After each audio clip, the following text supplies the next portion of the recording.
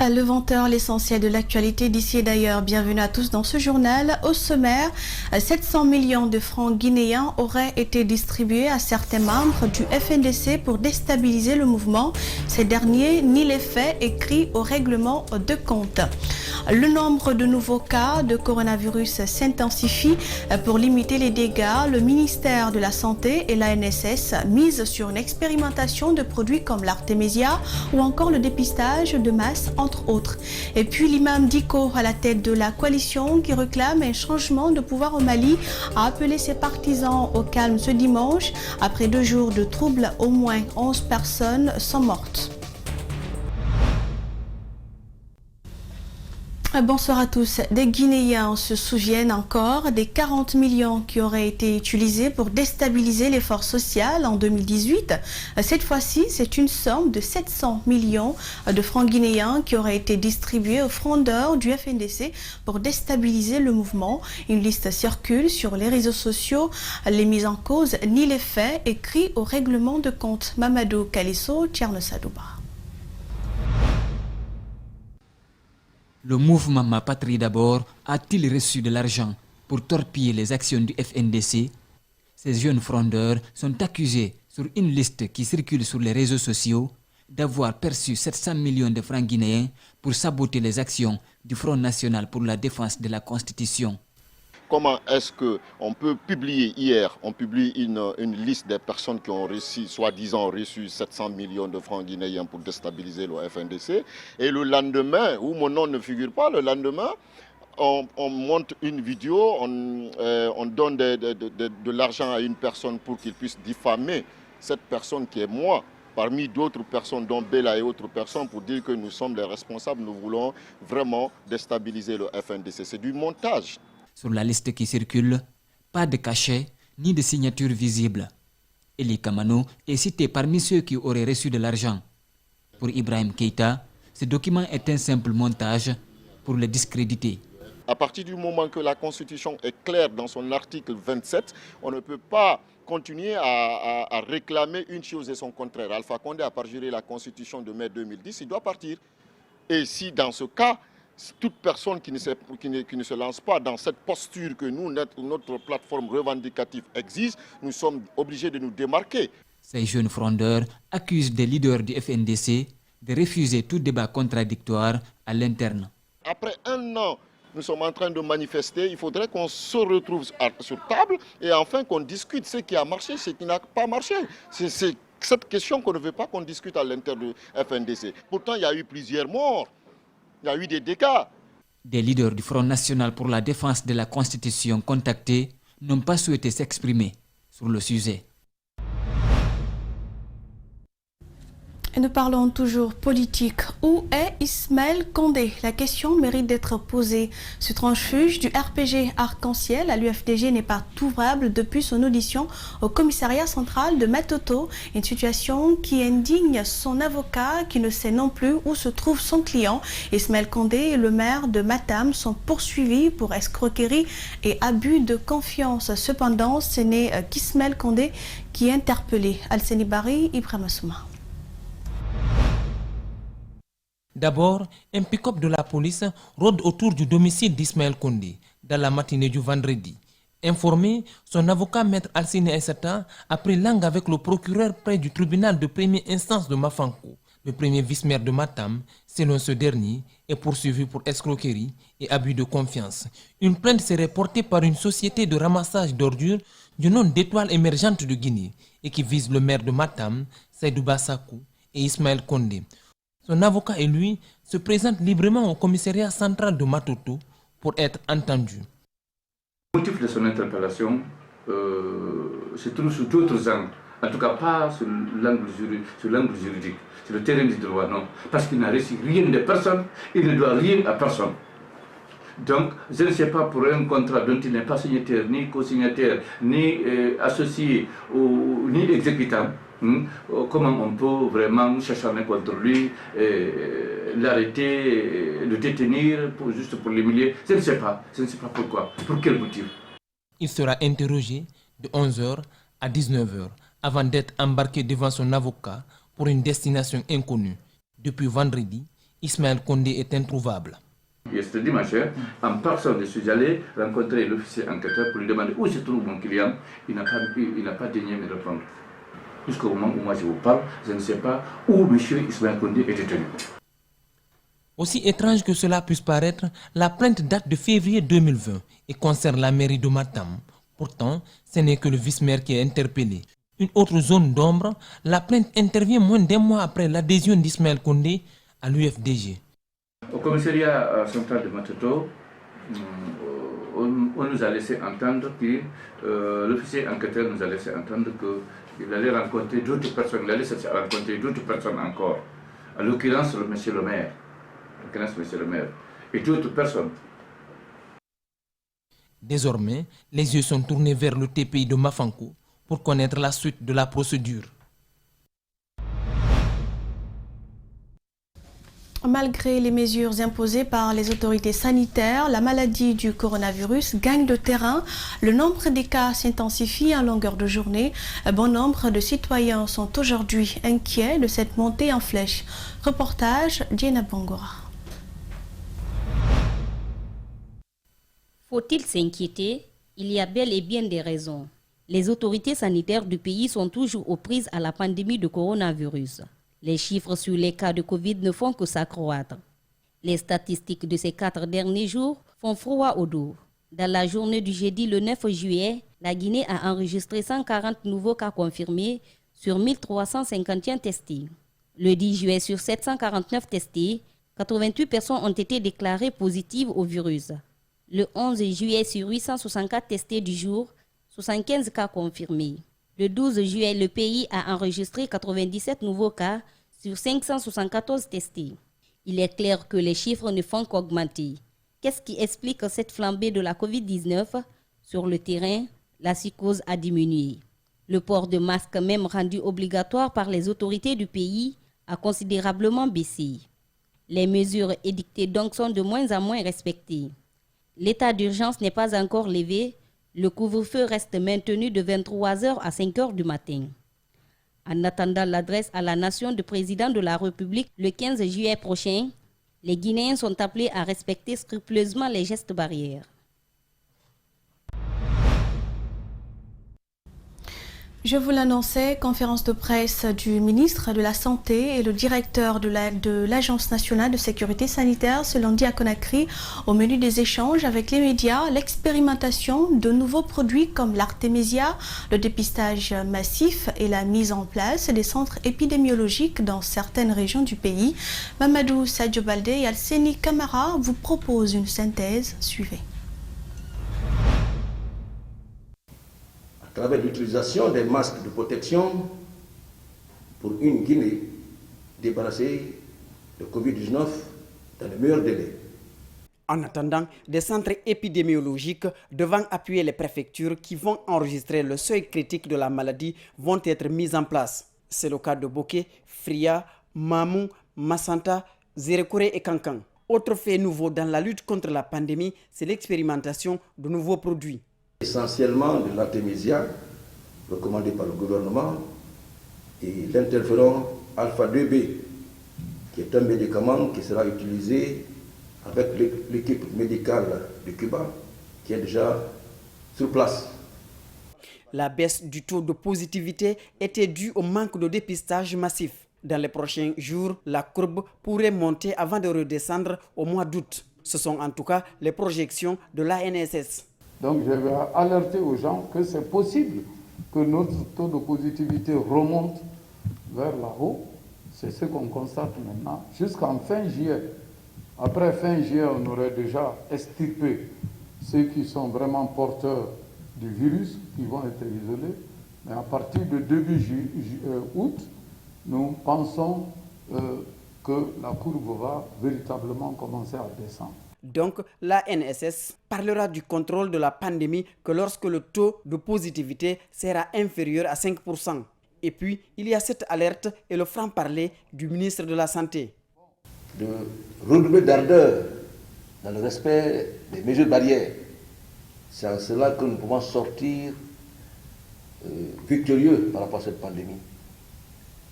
Et comme le disait certaines personnes, ce que je dis n'engage que moi, et qu'on apprenne à vivre avec cette pandémie.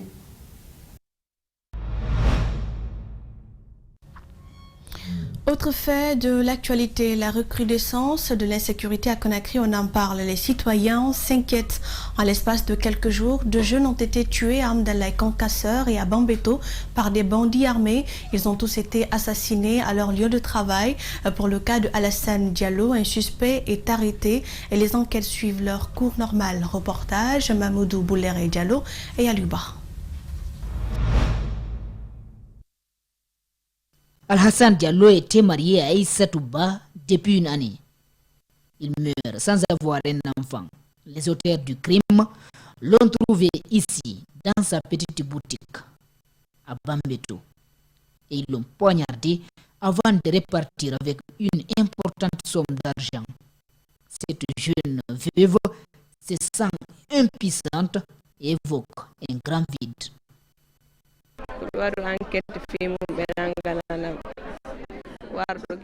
Ils n'ont qu'à mener des enquêtes sérieuses pour traquer les tueurs de mon cher époux. Ils pouvaient prendre son argent et le laisser vivre. Qu'ils arrêtent les bourreaux de mon mari.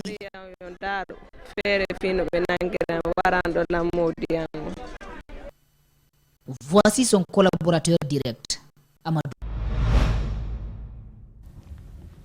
Nous nous excusons pour la qualité de cet élément. Nous reviendrons là-dessus dans la prochaine édition. Les plus abondantes survenues les week-ends derniers à Conakry ne sont pas sans conséquences. À Hermakono, un quartier situé dans la commune de Matam, une maison s'est effondrée sur une autre aux environs de 4 heures du matin. Pas de perte en vie humaine ni de blessés, mais des dégâts importants ont été enregistrés. Mariam Fodé Camara, Tierno Sadouba pour le reportage. Les employés du train Conakry Express sont mobilisés à nouveau pour dénoncer leurs conditions de travail. Ils disent tirer le diable par la queue et exigent le paiement de leurs 3 mois d'arriérés de salaire promis par les autorités depuis un moment. On est complètement coincé, on ne sait quoi faire. C'est le directeur général qui déguerre ce dossier et qui nous ont promis, eux tous, avec le ministre, par rapport à l'information que nous avons reçue, que les 3 mois sont acceptés, seront payés, mais à la fin de chaque mois, sera accompagné par 1 mois d'arriéré. Donc dans ça, nous nous sommes abstenus, tout en attendant que tout sera bien fait. Pourtant, un montant de 13 milliards de francs guinéens serait déjà débloqué récemment pour payer ces travailleurs et ceux de la société Al-Bayrak spécialisée dans le transport urbain. Rien encore ne leur a été payé. Ce qui a été dit par le ministre, monsieur le ministre, qu'ils ont débloqué les 13 milliards juste pour le transport. Conakry Express et Al-Bayrak. Donc nous croyons que tout va bien maintenant, parce qu'il y a eu un débloquement, il y a eu un fonds qui est là. Le directeur général de la Société nationale des chemins de fer est accusé de refus de paiement de cet argent aux travailleurs. Hors caméra, ce responsable a rejeté ces accusations et a tenté de clarifier les choses. La dernière revendication des travailleurs a envoyé plusieurs d'entre eux au chômage. Cette fois-ci encore, ils persistent et restent droits dans leurs bottes, même si les motifs de leurs revendications ne sont pas reconnus par leur département. Et vous l'avez compris, c'était plutôt un élément sur cette grève en vue des travailleurs de Conakry Express. Les images des dernières instants de la vie de l'ancien Premier ministre ivoirien passent en boucle dans les locaux de l'ambassade de la Côte d'Ivoire en Guinée. Des personnalités du pays, des leaders de formation politique et diplomates viennent témoigner dans un registre ouvert. Tous ont un même message de compassion au peuple ivoirien. Je vous propose des témoignages de certains d'entre eux au micro de Mamadou Sadio Baldé et Alseni Kamara. Les partis de l'ADR et le RPR sont des formations politiques d'obédience libérale et qui ont signé un partenariat avec le RHDP de Côte d'Ivoire. Ils sont venus exprimer leur compassion au peuple frère ivoirien. Alpha Omar Taran Diallo est certain que ses partenaires ont des cadres de qualité qui, une fois le deuil observé, pourront trouver un remplaçant pour mener le combat politique. Diabati Doré, lui, est proche de plusieurs personnalités politiques de la Côte d'Ivoire. Il se souvient d'un tête-à-tête qu'il a eu avec le défunt Premier ministre. On s'est rencontrés à Wangolo. J'ai serré la main du Premier ministre et on a échangé un peu. Nous avons rappelé la personnalité qu'était le Premier ministre, ce qu'il représentait au sein du gouvernement, mais aussi ce qu'il représentait pour le RHDP. Nous avons aussi indiqué que nous sommes solidaires de cette douleur-là.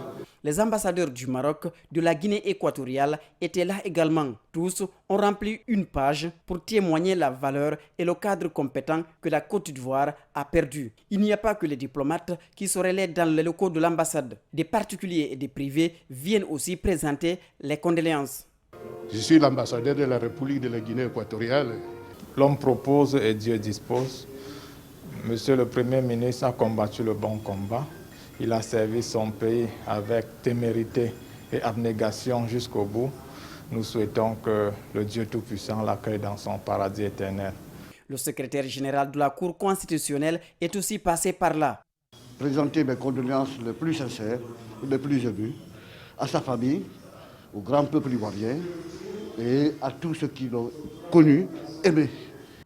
La disparition d'Amadou Gon Coulibaly, qu'Alassane Ouattara avait désigné pour être candidat du RHDP à la présidentielle d'octobre 2020, a changé de schéma politique du parti au pouvoir.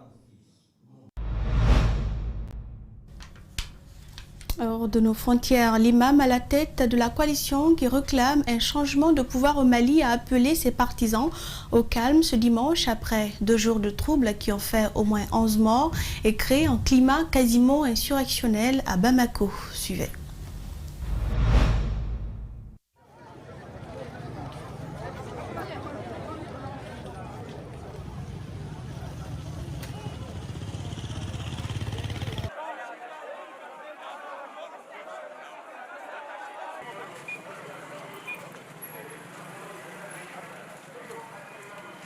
D'abord, je commence par m'incliner devant la mémoire des jeunes gens qui sont tombés sur le champ de l'honneur et de la dignité. Et ensuite, lancer un appel à toute la jeunesse du Mali et à tout le peuple malien, et les jeunes en particulier, leur demander plus de retenue. Ce mouvement que nous avons enclenché, je pense réellement, c'est le début d'un espoir qui doit rester et qui doit se poursuivre, mais dans la dignité, dans la tranquillité, dans le respect des autres.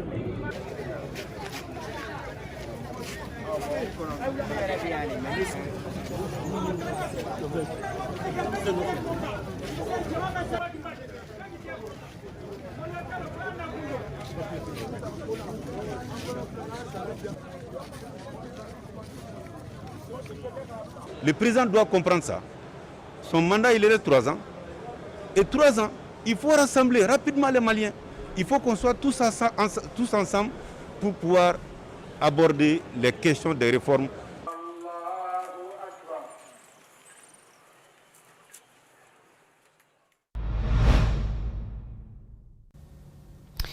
En bref et en images, les échauffourées se poursuivent entre manifestants et forces de l'ordre à Bamako, ce lundi, dans le quartier de Badala Bougou, aux abords de la mosquée de l'imam Diko, le principal leader de la contestation. Les manifestants ont dressé des barricades, comme vous pouvez le voir sur ces images. Le président sud-africain Cyril Ramaphosa annonce qu'il a décidé de réimposer un couvre-feu et de suspendre à nouveau la vente d'alcool face à une recrudescence des cas de coronavirus dans son pays. Suivez. A curfew will be put in place between the hours of 9 p.m. and 4 a.m.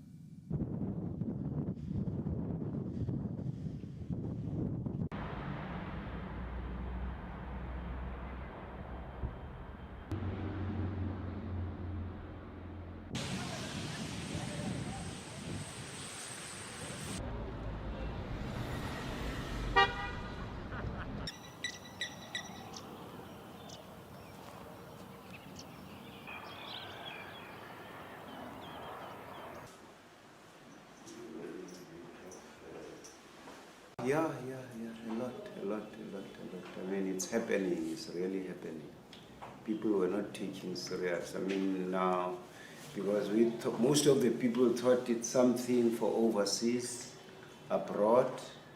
Now, like I say, even people close to us now, our friends, are passing on, you know.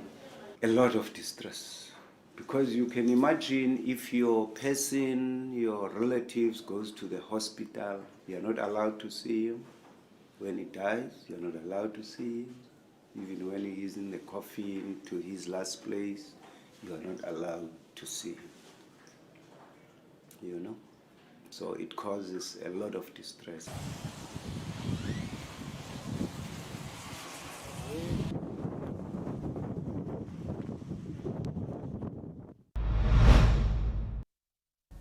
Hors du continent, les obsèques du maire de Séoul, Park Won-son, qui s'est suicidé après avoir été accusé de harcèlement sexuel, se sont déroulées ce lundi en dépit d'une pétition signée par un demi-million de personnes contre cette cérémonie organisée par la ville. Suivez.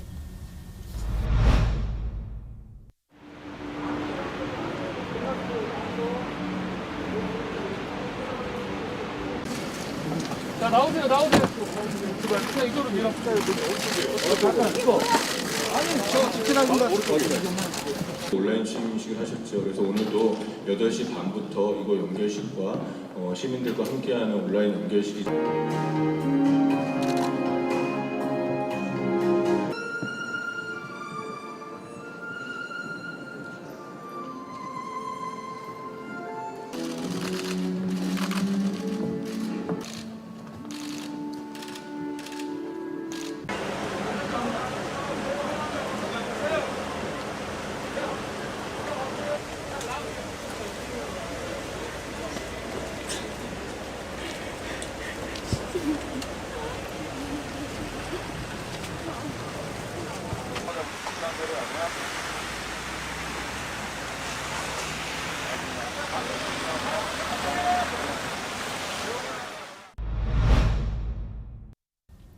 Et c'est la fin de ce journal. Merci pour l'attention. Vous serez avec Antoine Kourouma aux 22h. Bonne soirée chez vous.